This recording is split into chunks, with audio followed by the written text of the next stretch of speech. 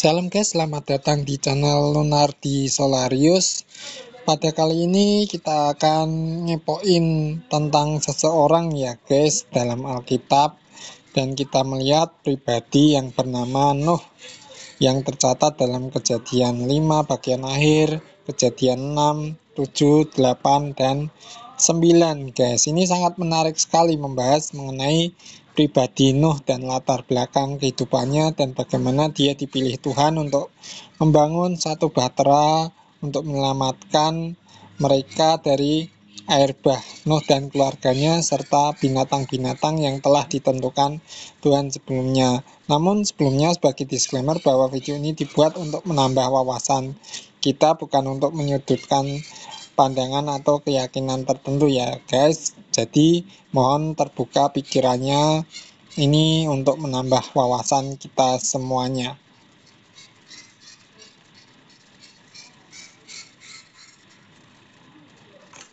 Oke, ini bisa banget jadi pembuka video renungan yang menarik. Nih aku bantu rapihin dikit biar alurnya lebih enak didengar.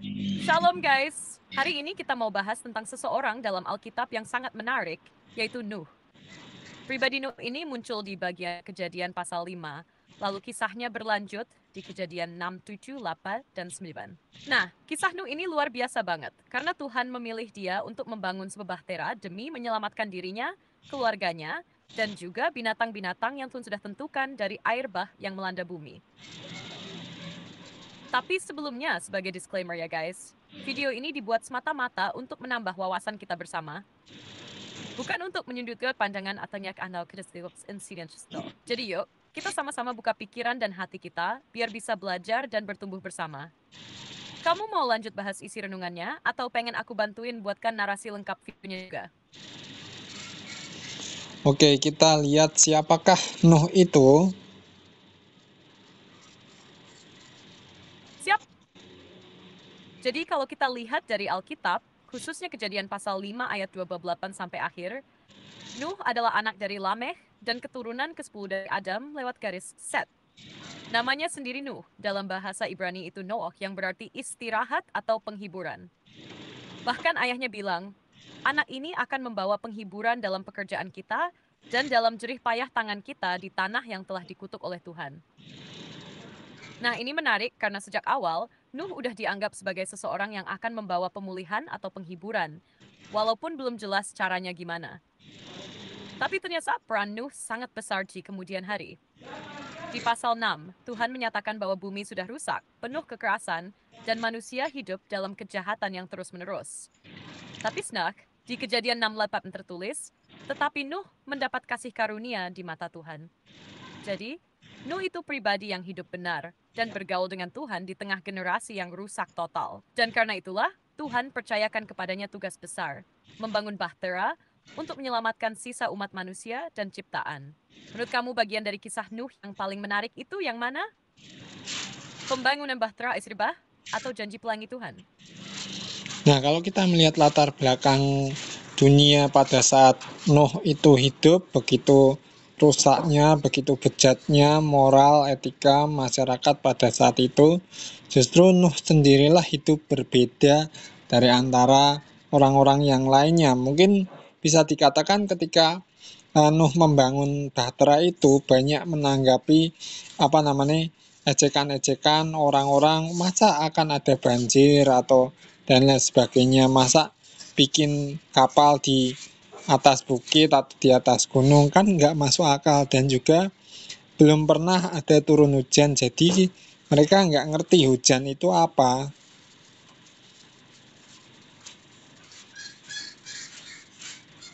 Iya betul banget. Kondisi dunia waktu itu emang benar-benar gelap, rusak secara moral, dan penuh kekerasan. Di Kejadian 6:5 dibilang bahwa kejahatan manusia besar di bumi dan bahwa kecenderungan hatinya selalu membuahkan kejahatan semata. Jadi bisa dibayangin, Nuh itu seperti cahaya kecil di tengah kegelapan yang pekat. Dan menariknya, waktu Nuh disuruh bangun bahtera, itu bukan di pinggir laut, tapi kemungkinan besar di daratan yang jauh dari perairan besar. Belum lagi, hujan memang belum pernah terjadi sebelumnya, karena Kejadian 2:5-6 memberi petunjuk bahwa waktu itu tanah masih disiram oleh kabut, bukan hujan seperti sekarang. Jadi bayangin aja, Orang-orang di sekitarnya pasti nganggap dia gila.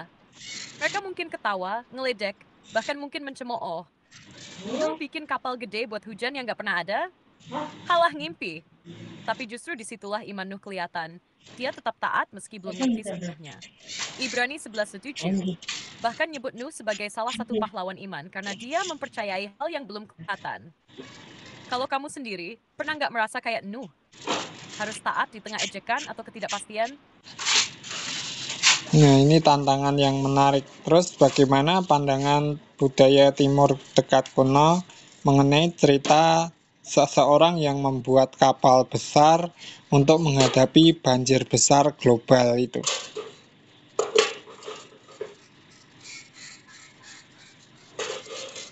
Wah, ini keren banget dibahas. Jadi, kalau kita lihat budaya Timur dekat kuno, khususnya Mesopotamia, memang ada beberapa kisah banjir besar yang mirip dengan cerita Nuh. Salah satu yang paling terkenal itu adalah epos Gilgamesh, di mana ada tokoh bernama Utnapishtim yang juga disuruh dewa untuk membuat kapal besar karena akan ada banjir dahsyat yang memusnahkan umat manusia. Nah, kisah Utnapishtim ini punya beberapa kemiripan. Dia juga bawa binatang, keluarganya. Setelah banjir, dia juga mengirim burung untuk mengecek apakah air sudah surut. Jadi, jelas banget bahwa kisah banjir itu bukan hal asing di budaya sekitar bangsa Ibrani. Kisah seperti itu sudah beredar dan dipercaya luas sebagai bagian dari sejarah atau mitos kolektif. What's tertarik adalah perbedaan teologisnya. Dalam kisah Nuh, banjir itu bukan soal para dewa yang kesal karena manusia berisik atau egois seperti di epos Gilgamesh, tapi karena Tuhan murka atas kejahatan manusia dan dia ingin menyelamatkan umat yang masih setia. Jadi fokusnya bukan sekadar tentang banjir, tapi soal keadilan, kasih karunia, dan penyelamatan. Menurut ada sih, cerita ini terasa lebih masuk akal, atau justru malah memancing pertanyaan. Nah, sekarang kita melihat cerita-cerita paralel di mana intinya adalah seseorang yang ditunjuk oleh Tuhan untuk membangun suatu kapal besar supaya terluput dari bencana banjir besar, baik yang ada di Timur Dekat kuno maupun di filsafat ketimuran atau mungkin budaya Nordik atau Mesoamerika atau Andes. Wah, ini pembahasan makin dalam dan menarik ya. Jadi memang, kisah banjir besar itu ternyata bukan cuma ada di Alkitab atau Timur Dekat kuno, tapi juga muncul dalam berbagai budaya di seluruh dunia, dari Asia sampai Amerika. Di budaya Nordik, ada satu cerita tentang banjir yang muncul dari kisah penciptaan dalam mitologi Norse, di mana dunia awalnya dipenuhi air es dan api, lalu muncul tokoh Ymir yang darahnya kemudian menenggelamkan dunia. Walau tidak identik seperti kisah Nuh, unsur air sebagai penghancur dan awal kehidupan baru tetap saja.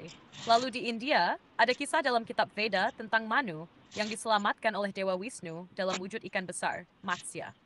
Manu diberitahu tentang banjir besar yang akan datang dan diperintahkan membuat kapal untuk menyelamatkan diri, keluarganya, dan binatang-binatang. Sangat mirip ya, di Tiongkok, ada tokoh bernama Yu the Great yang dikenal bukan karena membuat kapal, tapi karena mengendalikan banjir besar yang melanda tanah Tiongkok selama bertahun-tahun, dengan membuat kanal dan sistem pengendalian air. Di wilayah Mesoamerika, suku Maya punya kisah banjir besar sebagai hukuman para dewa ketika ciptaan sebelumnya gagal. Begitu juga di budaya Inca, Andes, ada legenda tentang dua manusia yang selamat dari banjir dengan bersembunyi dalam gua. Uniknya, walaupun tiap budaya punya cara penceritaan yang berbeda, benang merahnya tetap ada.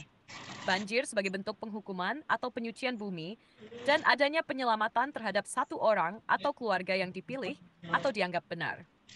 Jadi, kalau kita tarik ke Nuh, bisa jadi ini menegaskan bahwa peristiwa banjir besar memang tertanam kuat dalam memori kolektif umat manusia. Tinggal bagaimana tiap budaya memaknai dan mewariskan ceritanya. Kamu tertarik gali lebih dalam sisi spiritualnya, sejarahnya, atau justru aspek filosofisnya? Oke, kita bergeser ke kehidupan Nuh pasca banjir besar itu.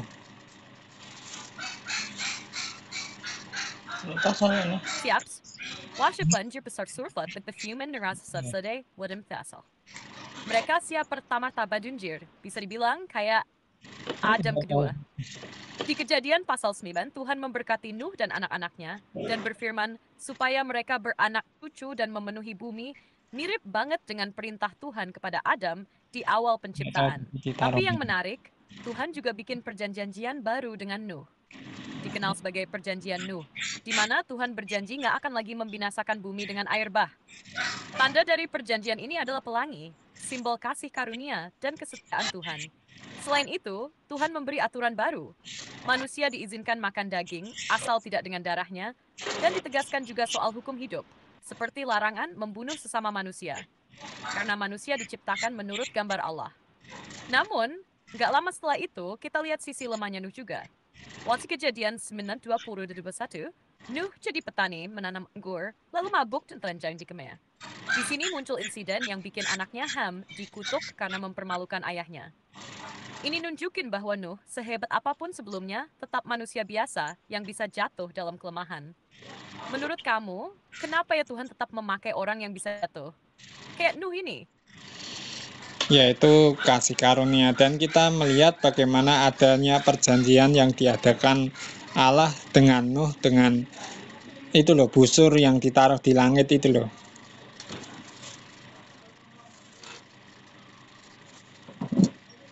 Tepat banget.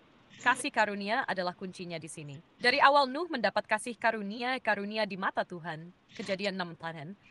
Dan meskipun dia bukan orang yang sempurna, Tuhan tetap memilih dan memakai dia dalam rencana besarnya. Nah, tentang perjanjian dan busur di langit, itu keren banget secara simbolis dan teologis. Di Kejadian 9:13, Tuhan bilang, busurku kutaruh di awan, supaya itu menjadi tanda perjanjian antara aku dan bumi. Dalam konteks zaman itu, kata busur bisa juga berarti busur panah, alat perang. Jadi, ketika Tuhan menaruh busurnya di langit, itu bisa diartikan kayak Tuhan menyatakan perdamaian. Dia menggantung senjatanya sebagai tanda bahwa murkanya terhadap bumi telah selesai. Dan pelangi itu bukan cuma buat Nuh dan keluarganya aja, tapi buat seluruh bumi. Itu perjanjian universal. Ini jadi pengingat, meskipun kejahatan manusia bisa memuncak lagi, Tuhan tetap pegang janjinya dan kasihnya nggak berubah. Kamu ngerasa pelangi itu punya makna khusus secara pribadi juga? Atau lebih seperti simbolisme bersama? Ya, kita menyoroti pembahasan mengenai kehidupan Nuh, baik pra banjir maupun pasca banjir ini. Dan kalau tadi kamu sempat sebutkan bagaimana Nuh menjadi petani anggur, lalu mabuk dan melakukan sesuatu hal yang tidak pantas sehingga Ham mendapat kutuk. Nah, ini menarik sekali dibahas.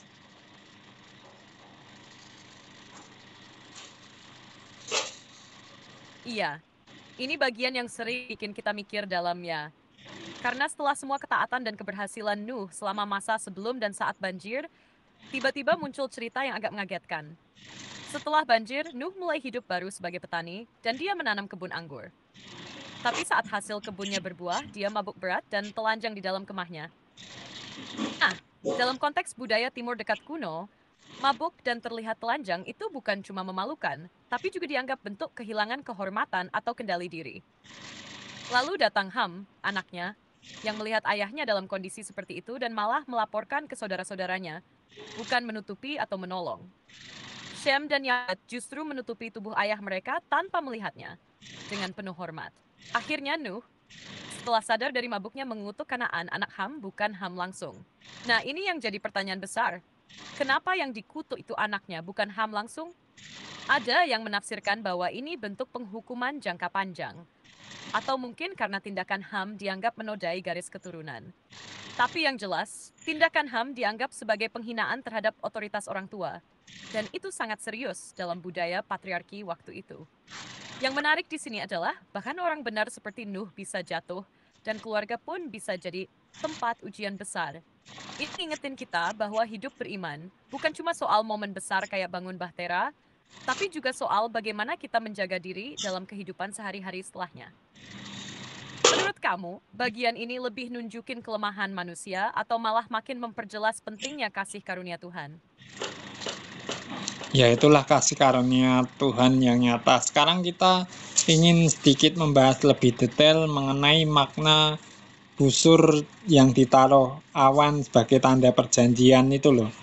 juga analisa dari bahasa aslinya serta makna-makna atau mungkin juga ada makna simbolik di baliknya itu, tolonglah jelaskan.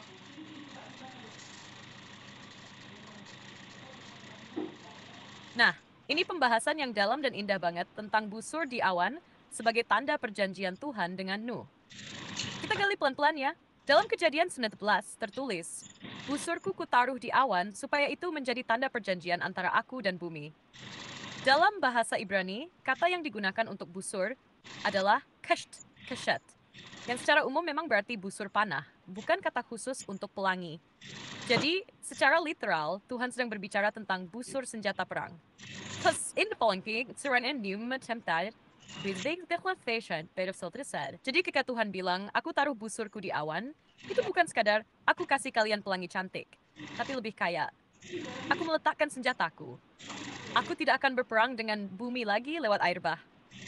Dan posisi busur itu jelas menarik. Kalau kamu perhatikan bentuk pelangi, busurnya senima cara ke atas-atas, kan bumi.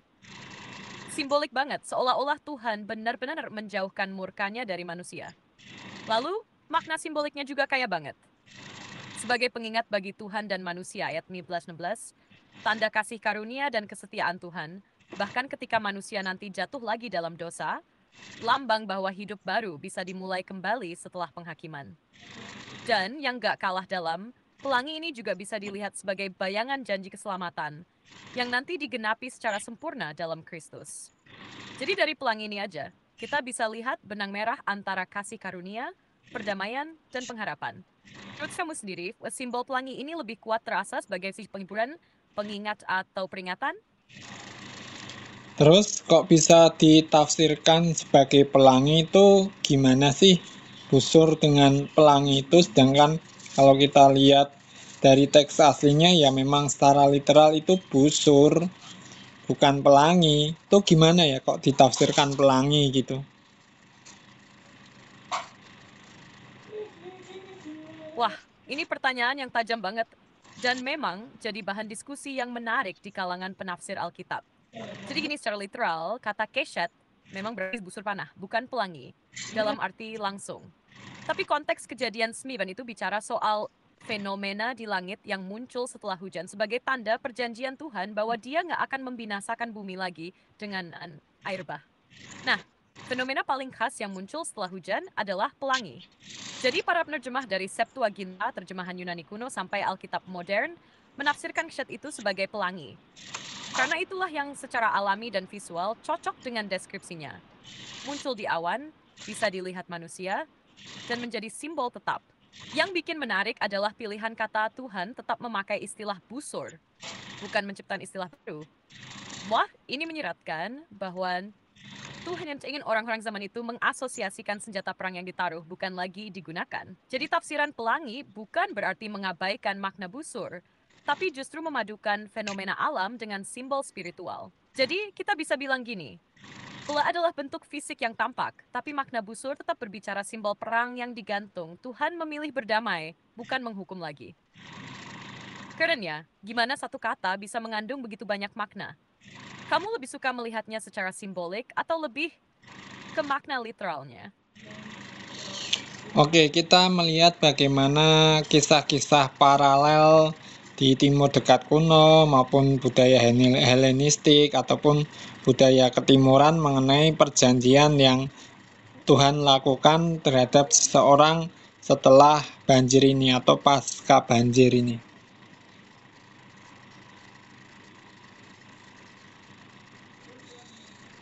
Oke, ini pembahasan makin dalam ya. Kita masuk ke dunia paralel dari berbagai budaya tentang perjanjian pasca banjir. Walaupun banyak budaya punya kisah banjir besar, gak semuanya mencatat secara eksplisit tentang perjanjian ilahi setelah banjir. Tapi tetap ada pola-pola menarik yang bisa kita lihat dan bandingkan. Di epos Gilgamesh dari Mesopotamia, setelah banjir berakhir, dewa-dewa menyesal telah membinasakan manusia. Dewa Enlil, yang awalnya murka, akhirnya berdamai setelah tokoh Utnapishtim memberi persembahan. Dewa Ishtar menggantungkan kalung dari batu permata sebagai tanda perdamaian. Ini agak mirip konsep tanda perjanjian, walau bentuk dan maknanya beda dari busur pelangi. Tapi dalam kisah ini, Gak ada janji eksplisit bahwa banjir tak akan terjadi lagi. Lebih ke arah penyesalan dan kompromi antar dewa. Dalam mitologi Hindu, seperti cerita Manu, setelah banjir selesai, Manu melakukan pengorbanan dan bermeditasi. Dewa-dewa memberkatinya dengan keturunan dan kehidupan baru. Walau tidak disebut perjanjian secara formal, konsepnya tetap seputar restorasi hubungan antara manusia dan kekuatan ilahi pasca penghakiman. Sementara dalam budaya Yunani ada cerita Deukalion dan Pirha, pasangan yang selamat dari banjir dikirim oleh Zeus. Setelah selamat, mereka diberi tugas untuk melempar tulang ibu mereka, yang diartikan sebagai batu dari bumi, untuk menciptakan umat manusia baru. Di sini, gak ada simbol perjanjian seperti pelangi, tapi tetap ada elemen pembaharuan dan rekreasi. Kalau di budaya Tiongkok, seperti kisah Yu the Great, setelah dia berhasil mengendalikan banjir besar, bangsa Tiongkok memulai tatanan baru. Walau gak eksplisit sebagai perjanjian ilahi, tetap ada rasa bahwa dunia pasca banjir itu membawa keteraturan baru yang diizinkan oleh kekuatan surgawi. Dari semua ini, yang unik dari kisah Alkitab adalah bahwa Tuhan sendiri yang menginisiasi perjanjian, bukan karena dipaksa, bukan karena menyesal, tapi karena kasih karunia. Dan Tuhan menaruh tanda visual busur tinggi langit untuk semua makhluk hidup. Jadi bisa dibilang, kisah Nuh itu bukan hanya tentang keselamatan dari bencana, tapi juga tentang hubungan yang dipulihkan dan diteguhkan oleh janji Tuhan yang kekal. Kalau kamu sendiri lihat, kisah Alkitab ini lebih unggul karena kejelasan janjinya, atau karena karakter Allahnya yang penuh kasih dan inisiatif? Oke, kita sudah membahas banyak mengenai kehidupan Nuh, baik pra banjir maupun pasca banjir. Kita juga sempat menyinggung soal perjanjian yang diadakan Allah terhadap Nuh, lalu bagaimana kehidupan Nuh setelah banjir itu selesai, menjadi pelajaran bagi kita bahwa memang manusia itu tidak sempurna, tetapi yang sempurna adalah kasih karunia Allah kepada kita. Meskipun secara ya memang manusia itu terbatas, dan kalau kita melihat kisah-kisah berikutnya banyak sekali, tetapi kita melihat bagaimana kasih setia Allah itu dinyatakan bagi umat manusia, apalagi kita melihat bagaimana Kristus rela berkorban bahkan mati di atas kayu salib selagi kita berdosa. Ini sungguh luar biasa. Lalu bagaimana dengan kesimpulan dan penutupnya wis?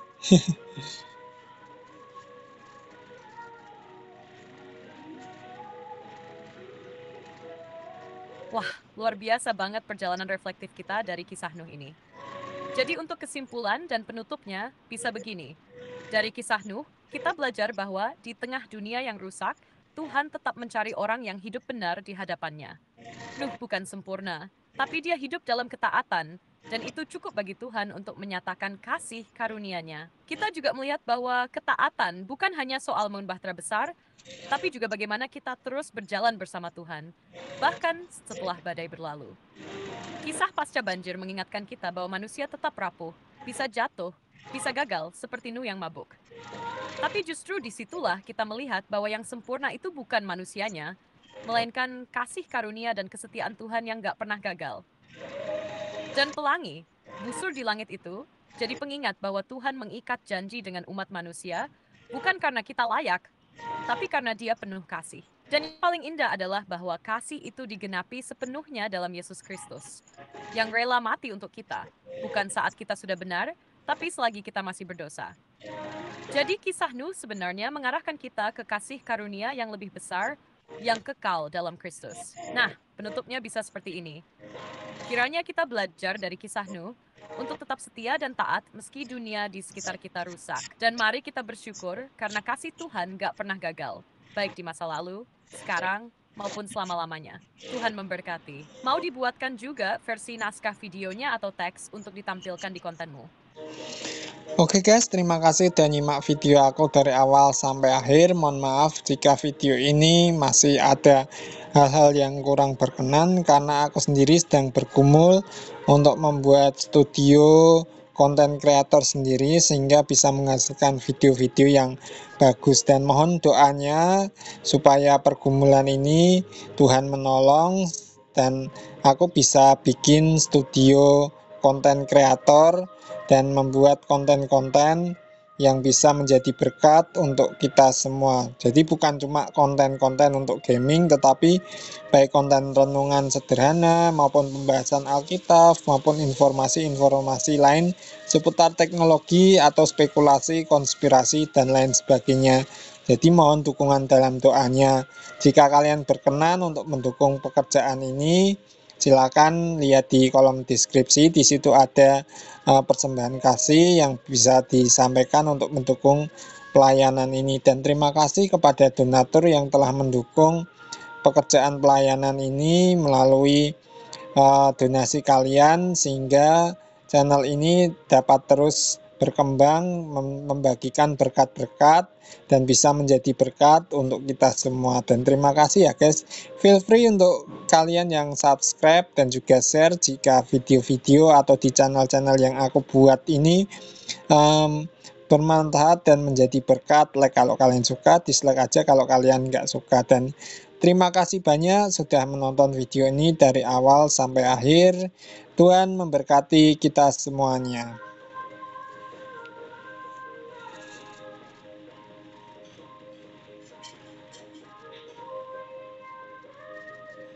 Wah, penutupnya udah keren dan tulus banget. Tinggal aku bantu sedikit rapihin biar lebih mengalir dan enak didengar ya. Oke guys, terima kasih banget udah nyimak video aku dari awal sampai akhir. Mohon maaf kalau masih ada hal-hal yang kurang berkenan, karena jujur aja aku sendiri masih dalam proses dan pergumulan untuk bisa membangun studio content creator sendiri. Doain ya, supaya Tuhan menolong dan impian ini bisa terwujud, supaya aku bisa akan konten-konten yang lebih berkualitas dan jadi berkat buat kita semua. Rencana ke depan bukan cuma konten gaming aja, tapi juga renungan sederhana, pembahasan Alkitab, informasi seputar teknologi, spekulasi, bahkan konspirasi yang dikemas dengan bijak dan menambah wawasan. Kalau kalian berkenan mendukung pelayanan ini, silakan cek di kolom deskripsi. Di sana ada informasi tentang persembahan kasih buat kalian yang tergerak untuk mendukung. Terima kasih juga buat teman-teman yang sudah jadi donatur dan mendukung pekerjaan ini. Lewat dukungan kalian, channel ini bisa terus bertumbuh dan menjangkau lebih banyak orang. Feel free untuk subscribe, share ke teman-teman kalian, dan like kalau kalian suka. Kalau nggak suka, ya nggak apa-apa, tinggal dislike aja. Terima kasih banget udah nonton sampai habis. Tuhan memberkati kita semua. Kamu mau sekalian aku bantu buatin versi teks untuk deskripsi videonya juga?